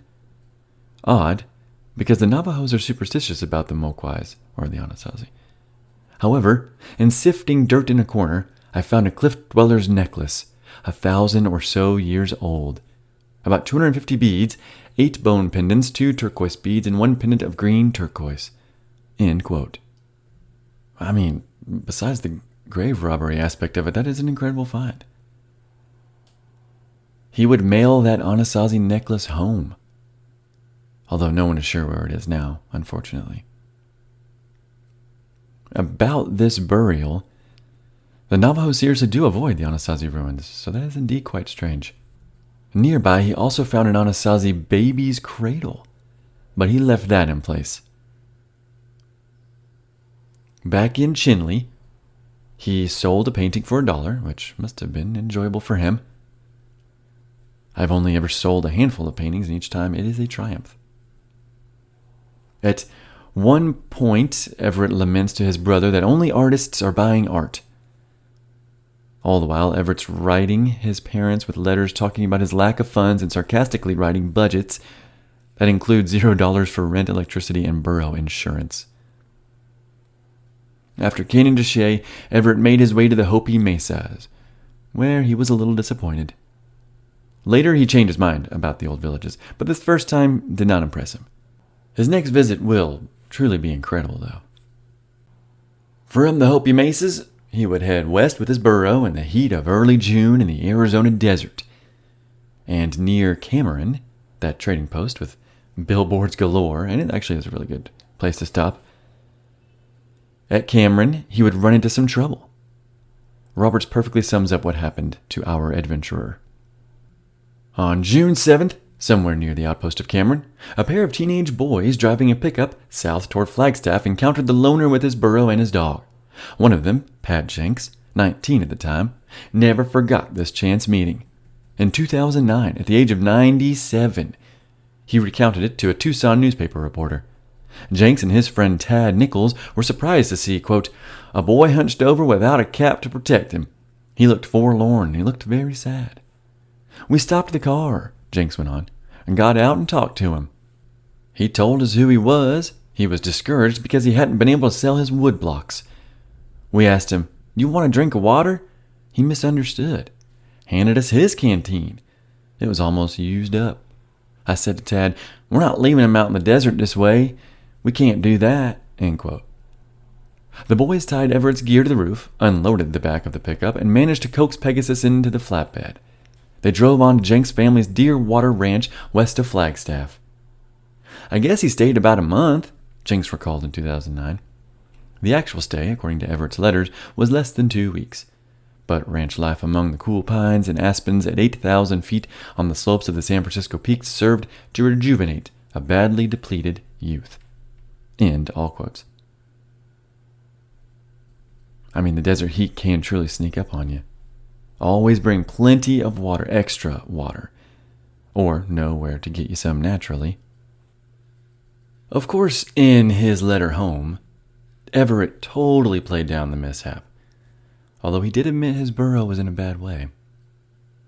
He would write of Pegasus, quote, "Peg is old and broken down, and his broken leg scrapes the other and bleeds. Though I gave him a couple of days' rest, his back is sore. He is really only half a burro." End quote. Broken leg? Bleeding everywhere. Poor Pegasus. In that same letter to Bill Jacobs, he also writes, quote, "A host of misadventures have occurred, and while they were very unpleasant at the time of happening, I don't regret one of them now." End quote. That's often how adventures go. Great to retell, but harrowing in the moment sometimes. Like my rock climbing near disaster. Well, my hands are sweating again. At the Deerwater Ranch in the high country, he built fences, cut down trees, and helped with the chores.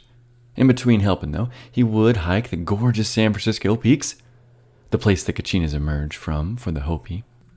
He gave a painting to one of the boys that picked him up, Jenks, and as of 2009, he still had it. I'm sure he has passed on now and is adventuring with Everett and David Roberts in the great beyond. In December of that year, so around 6 months or so later, Everett would write to Jenks, "Those were great days at your ranch, idyllic days. There I seemed to feel the true spirit of delight, the exaltation, the sense of being more than man, lying in the long, cool grass or on a flat-topped rock, looking up at the exquisitely curved, cleanly smooth aspen limbs, watching the slow clouds go by. I would close my eyes and feel a coolness on my cheek as the sun was covered, and then later, the warmth of the sun on my eyelids.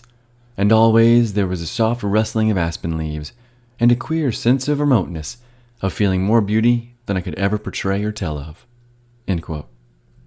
On June 20th, Everett left the ranch and headed to the Grand Canyon. But he had a nice 6-day stop to chop wood and brand lambs. He said the camp was full of interesting characters and an abundance of burros. One of those burros became his, after he traded his shotgun for it. He would name this guy Pericles, or Perry, for short. He wrote to his friend Bill, quote, "The new burro, though older than Pegasus, about 25, has 4 sound legs, a strong back, and is far handsomer. His ears are longer, too." End quote. Later he'd write about Perry, quote, "Perry is a constant source of amusement. Once he stepped into a tin can and made an undignified spectacle of himself before he freed his foot. When he was tied to a tree, he scratched his chin with his hind foot, but then the foot got caught in the rope and he hopped about on 3 legs for a while." End quote. Truthfully, the various burros and horses he uses throughout his travels kind of become main characters and a source of entertainment, not only for himself but also for us readers. And if you're wondering about Pegasus, he did leave the old broken down burro behind at this point. During his travels, Everett would write of a curious sight he saw, and he told his family about it in June. "The next day I saw a weird thing, the dance of the tumbleweeds. A small whirlwind picked them up and tossed them in large circles. They would slowly float to earth and then bounce up again. Around and around they went in fantastic spirals." End quote. By June 30th, 5 months into his amazing travels, he was camped at the south rim of the Grand Canyon. Everett still, amazingly, would be on the road for 5.5 more months. Here's a letter. "I have thrown my camps in all manner of places. I have slept under cedars, aspens, oaks, cottonwoods, piñons, poplars, pines, maples, not the typical maple, and under the sky, clouded or starry. Right now, I am under cedars with pines all around. Cedar bark is excellent tinder. Desert rats have told me a few camping secrets, but here and there I've gleaned some. I can take care of myself rather well now." End quote. He would spend 5 weeks in the Grand Canyon. 2 on the south rim, 2 in the canyon, 1 on the north rim. Everett wrote, "I followed obscure trails and reveled in the rugged grandeur of the crags and in the mad, plunging glory of the Colorado River. Then, one sunset, I threw the pack on the burro again and took the long, steep up trail. I traveled for several hours by starlight. A warm wind rushed down the side canyon, singing in the piñons. Above, the blue night sky, powdered with stars. Beside, the rocks, breathing back to the air the stored-up heat of the day. Below, the black void. Ahead, the burro cautiously picking his way over the barely discernible trail. Behind, a moving white blotch that was Curly."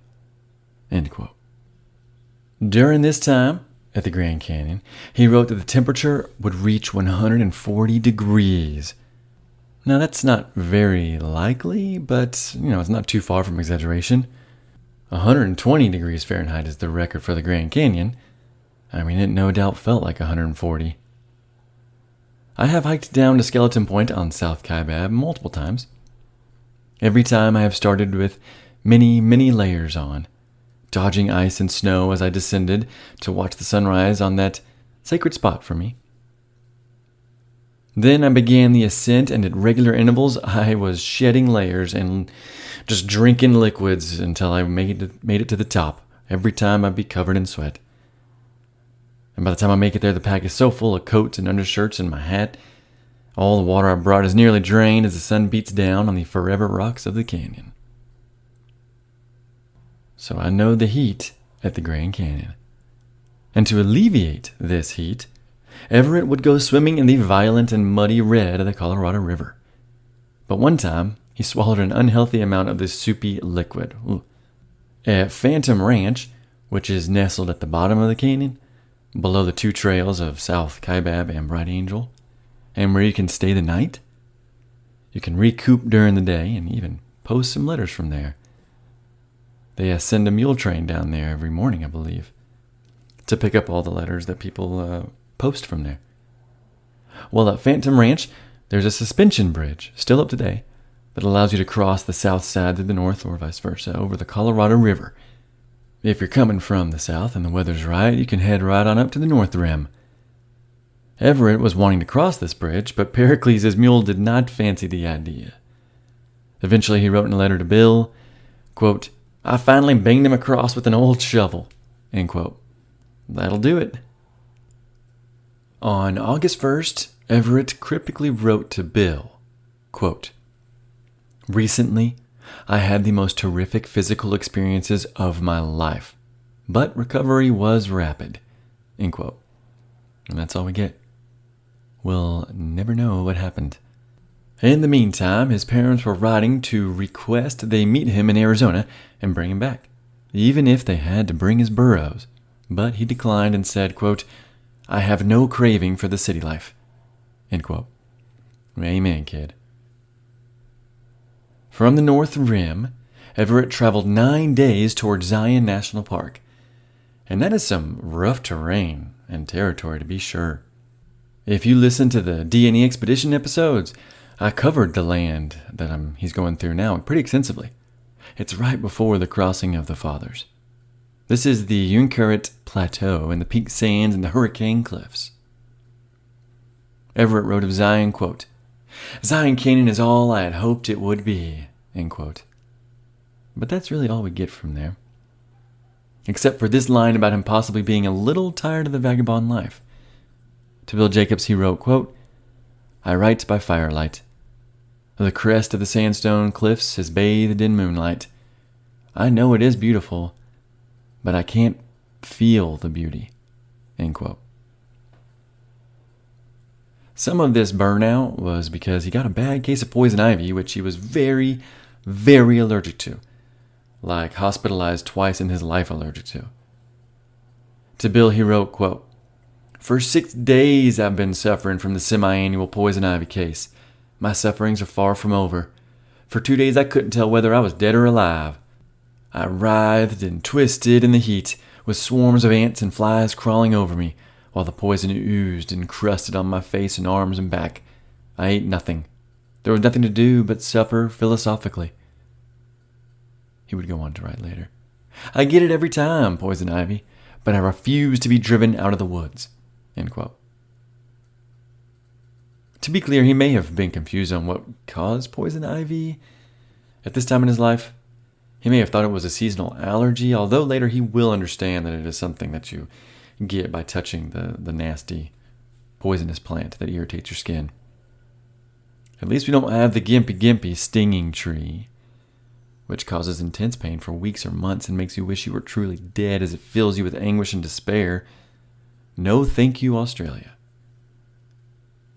For this poison ivy affliction, he'd actually secretly be hospitalized for 8 days after the Zion National Park superintendent took him in. Everett would fail to inform his parents about that secret hospital stay. In one of the letters he wrote of the hardship, "Yesterday morning I managed to pry my lips far enough apart to insert food. I thought my eyes would swell shut, but not so. Even now they are mere slits in the puffed flesh," end quote.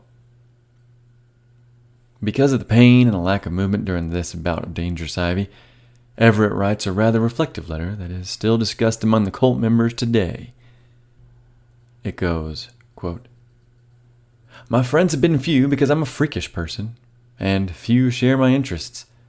My solitary tramps have been made alone because I can't find anyone congenial. You know it's better to go alone than with a person one wearies of soon. I've done things alone chiefly because I never found people who cared about the things I've cared for enough to suffer the attendant hardships. But a true companion halves the misery and doubles the joys," end quote. I don't have to imagine how lonely his travels are because for the first 7 years of my travels through the American Southwest, I too traveled alone for weeks on end. Not months, mind you. Not 10 months, certainly. It wasn't until 2020 that I started traveling with friends who shared my love of the great American outdoors. First was my Basque friend, and then my Belarusian friend, and then my French friend, and then finally my future wife. Despite the poison ivy, the lonesomeness, the heat, in a letter at the end of August that Everett wrote to his parents, he would say, quote, "I expect to continue my wanderings for a year more at least. My itinerary is planned, and I have work to do." End quote. Gotta love the grit and determination of this kid. I mean, I've personally bailed on journeys before because of being lonely, because of the weather, because of being sick one time, and even because I just wasn't feeling it. Something was off. I mean, maybe I should have kept going, but it all worked out in the end. Everett just seems to be built different, honestly. Unlike Everett, though, I did have bills, and a dog, and a job, and friends, true friends, who wanted me back. There is something to his struggle with both wanting a companion and wanting the solo adventure. And this isn't the first time he's written about it, about wishing to share the trail. A few months before he wrote Bill, quote, "I have had many sublime experiences which the presence of another person might well have prevented, but there are others which the presence of a perceptive and appreciative friend might have made doubly worthwhile." End quote. Every adventurer has come to this same conclusion once or many times before. It's something I struggled with right up until I met my wife, or started traveling with my friends at least. Now the question is settled for me. The trail is no longer solo. You don't know what you're missing when traveling by yourself until you are with a true companion. At the end of that revealing letter I keep quoting from that he wrote to his friend Bill, he does mention that he will soon be reverting to his old name again. So maybe he knew his time on the trip was coming to an end. He just wasn't willing to accept it yet. Wasn't willing to acknowledge it. Because at this time he was still expecting to head down south from Zion as the weather began to turn. He intuited that southern Arizona and its cactus country would be warmer, and that's where he'd spend winter. Plus, as he said, he'd never been there before. I hear that. I can tell you, I've been to central and southern Arizona in December, January, February, and March. And while it does get cold, it is much nicer. One of those days, I was on the border of Mexico in 2020, driving from Tombstone, that famous town, driving from Tombstone to Coronado National Monument. It was March. Very early March. The night before, a rainstorm with plenty of beautiful lightning swept through the desert, and I watched it from my motel, unwilling to get soaked by camping. The next morning was foggy, gloomy but winter picturesque with layers of thick dark clouds, not just a gray overhang. I headed towards the tortilla curtain in the mountain where the monument is, and lo and behold, it was covered in snow on the Mexican border in Arizona. As I headed up the mountain, there was more of it, this white snow stuff, than there was a lot of it. I was the only one there that morning, or so I thought. I hiked to the top of the lookout and took truly amazing pictures, a time-lapse video, and it was very cold, windy. Snow fell quickly and was swept down to the Sonoran floor below the mountain.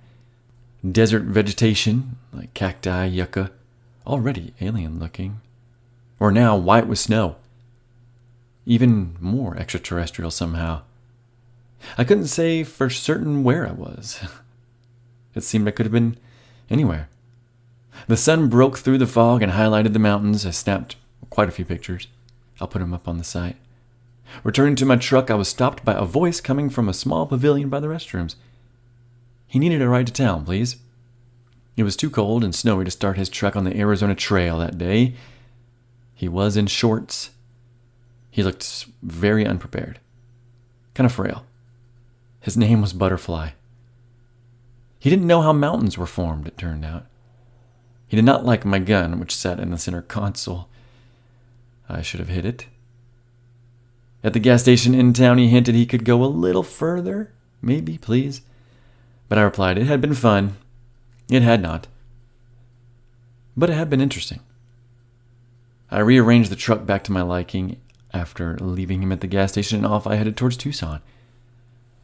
I felt I had repaid my hitchhiking debt. North near the saguaros in Tucson, it would be 80 by the end of that day. Everett was right to think it was warmer down south. Spending the winter down there was not a bad idea. At the same time, despite wanting to be out for another year, he had no funds, no money, not a lot of food.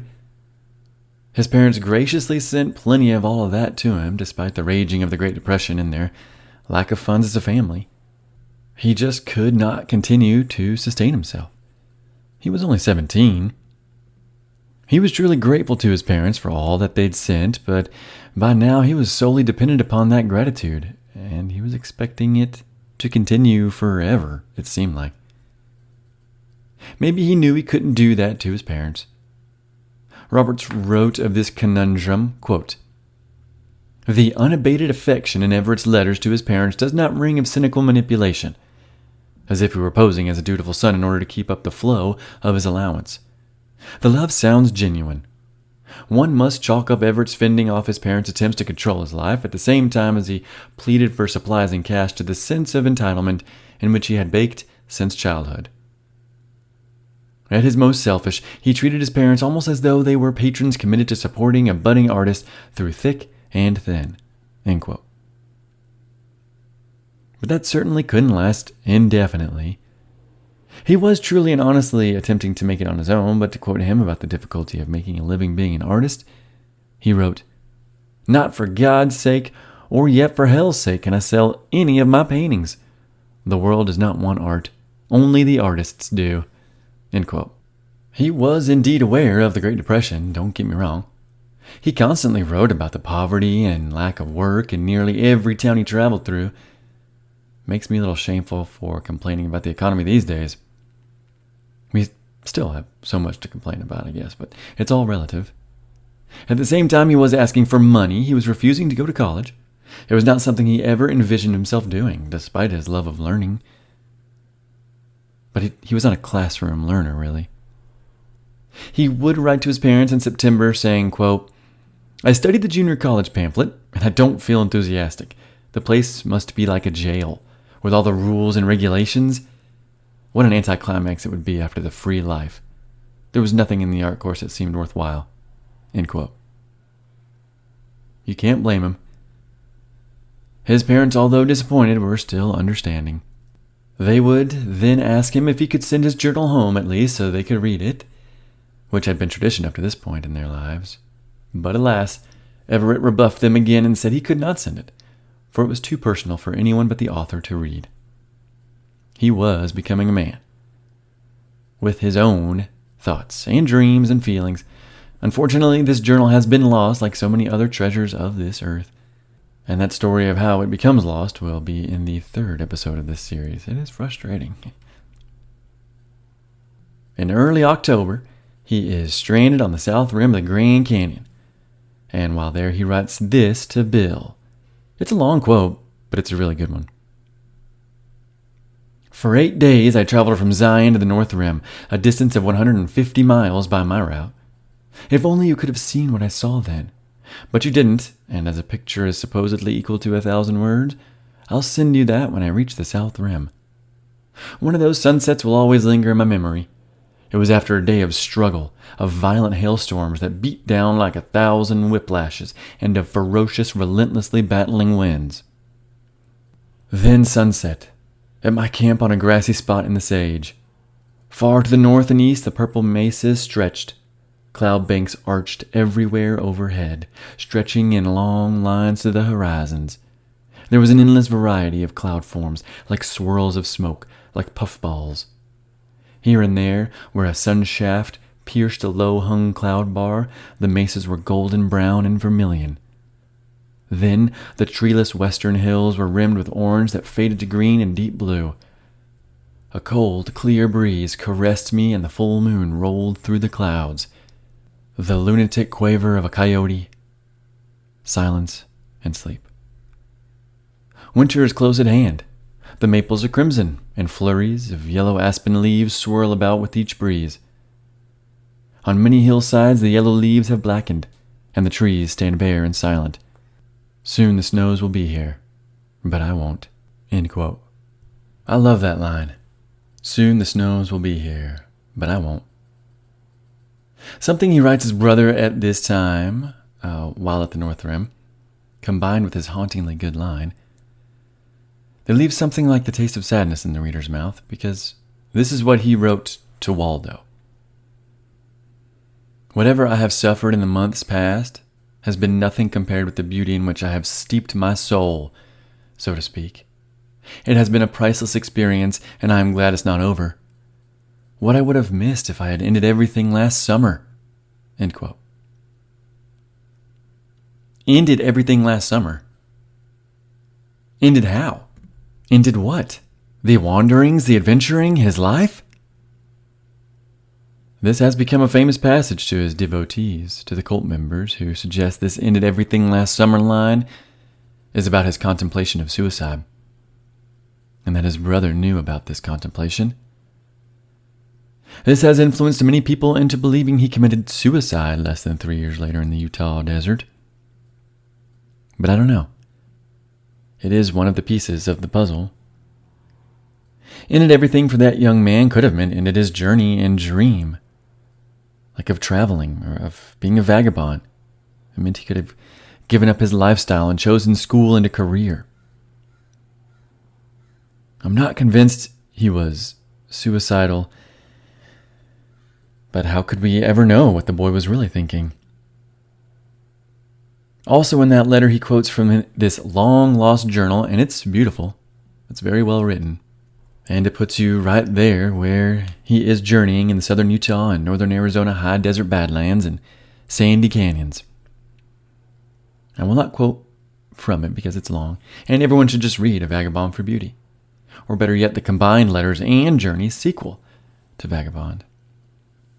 I mean, I will quote plenty of other stuff, but this will get a little long, so I can't quote everything I want to.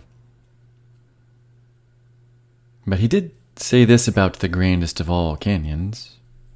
Quote, "Nothing anywhere can rival the Grand Canyon." End quote. I think sometimes I take it for granted that I've seen it so many times, but there is some truth to that statement. Before arriving at the North Rim of the unrivaled grandest of canyons, it seems he ran into some trouble with a few hints that he had to sell or give away the old burro Pericles, for he couldn't move his equipment further south at the moment. Plus he mentions his clothes are in tatters. Maybe he had to pay that 8-day hospital bill. He then wrote home begging for money for real this time, and apparently for the first time. And it seems his parents dutifully sent it. This sending of money would lead to a month of bickering in his letters, though. And you can't blame his parents. With that money, Everett did buy 2 burros in the Hispanic mining town of Superior, Arizona, after he caught a ride with tourists down below the Mogollon Rim. One of those tourists was 6.5 feet tall, apparently. Roberts writes of this part of the journey. Before acquiring his new burros, however, Everett made his way to Mesa, Arizona, probably by hitching a ride with the Grand Canyon tourists. Today, a suburb of Phoenix, Mesa, even in 1931, was far from wilderness. After the solitary remoteness of the Tsegi, Canyon de Chelly, the Grand Canyon, and backcountry Zion, southern Arizona must have seemed bland and civilized to the vagabond. End quote. The next 2 months are filled with small jaunts and excursions through the desert east of Phoenix. He was leaping gullies and avoiding cactus with his burros. He was killing rattlesnakes and trying to sell his art. He does check out a place I plan on seeing in October of this year, 2023, called the Tonto Cliff Dwellings, or Tonto National Monument, as they're known today. He actually spent 9 or 10 days at the ruins. They were built by the Anasazi neighbors and cousins of the Salado culture, a people I talk about in previous episodes, in previous series, and a group of people I will talk about again. They built the ruins above the Salt River, but what is today Lake Roosevelt. Everett also acquainted himself with some New Yorkers who convinced him to hire him as a guide and burro packer for their 3-day stint into the Four Peaks near Phoenix. They were looking for amethyst or some such mineral, apparently. He also sold some firewood to other tourists to make even more money. But that spark, that flair for adventure, that thirst for the wilderness, it just wasn't quenched by these small outings to make a buck. But at least he was meeting cool people. He wrote to Bill about some of these people and said, quote, "I have been meeting all types of people, artists, writers, hobos, cooks, cowmen, miners, bootleggers. The bootlegger said that as soon as he sold his stock on hand, he could offer me a job guarding his still in the mountains and packing barrels to the retreat." End quote. Alas, that awesome yet illegal job did not pan out, but it does get my novel gears turning. Nobody better steal my idea. During this time, he'd write his friend, quote, "Bill, you don't know what you're missing. This life is the only one, and the only disagreeable thing has been the financial uncertainty." End quote. I could not agree more. I am begging. Is anyone listening willing to pay me to wander, photograph, and write about the American Southwest? Or willing to sponsor this humble little podcast? Stupid money just always gets in the way of dreams. I could easily go be a desert rat bum. Everett then had a Christmas card scheme with a local Arizona shopkeeper where he sent drawings home to his mom, who made a block print and printed 1,000 of them. But when she sent them to Everett, he only complained at the quality. It must have cost her a fortune for her to do that, too. Especially at a time when the family was pinching pennies, along with the rest of the nation. In the end, he probably sold only a handful of these cards, but I guess at least he tried. By now, he'd been out for 10 whole months, essentially ever since he graduated high school. He'd sold some works and he'd met artists who taught him some tips about his budding craft, but his dreams of making it as a vagabond, wanderer artist hadn't panned out yet. He'd write Bill around this time and say, quote, "I am confident that I can make something of my work. The problem is how to keep alive until I have succeeded in a larger measure. My plan is to ramble about the Southwest with donkeys for a couple of years more, gathering plenty of material and mastering watercolor technique, then to get some windfall so I can work with oils and do things on a larger scale, perfect my field studies, and then do something with what I have." End quote. I love that he's got big dreams and goals. By the end of November, though, the steam and the money had run out. He was ready to go home. He asked Bill if he'd come pick him up in exchange for his everlasting gratitude and respect and his best painting. But Bill declined, which will set a precedent for Bill letting Everett down. Actually, no, that precedent may have already been set because it seems that Bill also refused to meet him in the wilderness as they had planned. And he apparently bailed on a Christmas trip a year prior. Everett's patience with Bill was waning. But it was still saintly patience, really. And speaking of saintly patience, Everett's parents' saintly patience seems to have run out. And he may have sensed it. For by the end of December, Everett had hitchhiked back to L.A. He may have done so also on account of the approaching winter, a season that can be more punishing than summer, even in the desert. Everett had left his burros, which he had named Cynthia and Percival, in Roosevelt, Arizona, with a local Apache man who promised to winter them warmly. But Everett did bring Curly back, the little white res dog. He brought him home to L.A. with him. On canyon trails when warm night winds blow, blowing and sighing gently through the star-tipped pines, musing, I walked behind my placid burros, while water rushed and broke on painted rocks below. Opening of a December 13th, 1931 letter to Waldo. The last paragraph of the letter reads, "Winter has set in. For days the sky wept. Drizzles and drenching downpours were accompanied by lightning and rainbows. Love from Everett." Although I hadn't planned on it, This is where I will end this first part of the tale of Everett Ruess. It is actually a perfect spot. But in the next episode, he will leave LA after only 3 months at home and adventure right back out to the American Southwest. He'll also head to the California Sierras again, and he'll spend some time in San Francisco where he'll continue to meet and rub shoulders with artists and even fall in love. His adventure, although he disappears at only 20 years old, is just beginning. Thanks for listening, y'all, and I will see you again soon in the American Southwest.